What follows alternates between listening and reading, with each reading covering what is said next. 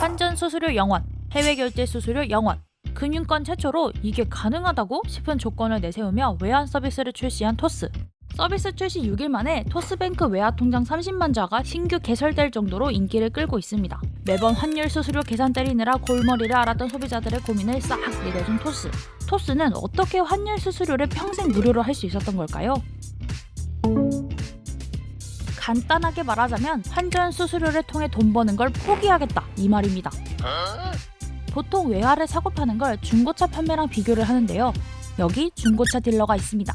중고차를 팔려면 중고차를 보관하는 차고도 필요하고 중고차 가치가 떨어지지 않게 관리도 해야 하고 또 고객을 찾아 발품도 팔아야 하죠. 은행도 마찬가지입니다. 은행은 고객에게 환전을 해주기 위해 외환을 확보해서 보관하는 비용, 해외 송금망 이용 비용 등 여러 가지 비용을 씁니다. 이 비용을 소비자에게 부과하는 환전 수수료를 일부 충당하는데 토스라는 중고차 딜러는 이 비용을 자기가 다 안고 가겠다 이겁니다. 전문 용어로 표현하자면 환전 수수료를 통해 얻는 이익인 비이자 수익을 포기하겠다 이건데요. 은행은 유치한 예금을 대출해주며 이자 수익을 얻거나 환전, 송금, ATM 이용 수수료를 통해 비이자 수익을 얻게 됩니다. 그런데 점점 ATM 송금 수수료가 무료화되면서 환전 수수료가 쏠쏠한 비이자 수익원이었죠. 그런데 이 환전 수수료를 포기한 겁니다. 물론 인터넷 은행 특성상 외화 운송, 보관 비용이 필요 없어 부담을 덜긴 하지만 그래도 무리가 아닌가 싶은데요. 포기하는 만큼 사실은 자기네들의 마케팅 비용이다, 혹은 장기적인 브랜드를 구축하기 위한 투자라고 생각하자, 뭐 이런 식으로 생각하는 거 아닐까. 환전 수수료 평생 무료라는 화끈한 조건으로 비이자 수익을 포기하는 대신 신규 고객들을 많이 끌어들여 예치금을 늘리겠다는 전략인데요. 저도 어저께 한번 계좌를 만들어 봤어요. 그러면서 자연스럽게 토스가 제시하는 새 적금 상품들 이런 거를 좀 견눈질해서 보게 되더라고요. 특히 인터넷 은행 중에서도 후발주자인 토스뱅크는 장기 예금 고객을 유치하는 것이 절실한 상황입니다. 하지만 마냥 비이자 수익을 벌이는 것은 위험할 수 있는데요. 예금 대출 가지고만 전통적으로 벌어먹고 사는 거는 신용 리스크를 은행이 떠안아야 되는 위험이 있어요. 10년 동안 대출을 해준 회사가 망했어요. 그러면은 은행이 부실해지기 시작할 수 있단 말이에요. 수수료를 많이 받는 비즈니스를 하자는 거예요. 특히 고금리로 인해 이자 부담을 감당하지 못하는 회사가 늘어 부도율이 높아진 요즘 같은 시기에는 더욱 위험할 수 있죠. 또한 고금리로 인해 대출 연체율이 높아졌는데 중저 신용대출을 늘려왔던 인터넷 은행에는 큰 문제로 다가왔습니다. 수치를 살펴봐도 인터넷 은행 3사의 주택담보대출 잔액은 2022년과 비교해 2023년 약 1.7배 증가했습니다.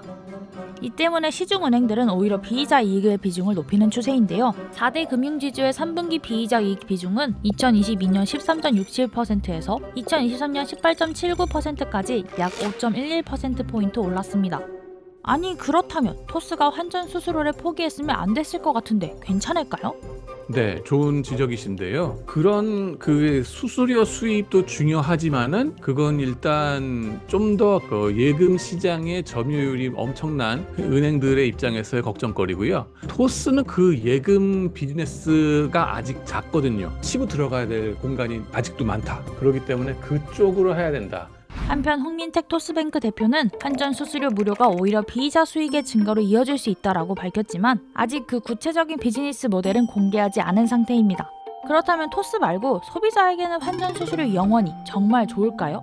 당장은 환전 수수료가 없어서 이자율 대신 환테크로 돈 벌고 싶은 고객들한테는 좋겠지요. 그죠? 환전 수수료가 무료이기 때문에 주식 매매처럼 실시간으로 달라지는 환율만 따지면 되기 때문인데요.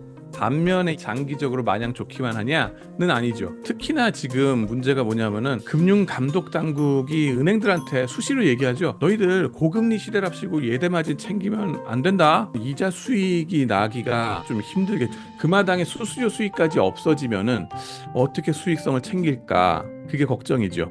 결국 토스뱅크가 내놓을 비즈니스 모델을 지켜봐야 할 것 같은데요. 과연 토스는 금융권에 어떤 변화를 불러올까요? 이번 영상을 만든 PD가 추천하는 영상도 보고 가세요. 스브스 뉴스의 다른 영상을 즐기시려면 구독 버튼을 꼭 눌러주세요.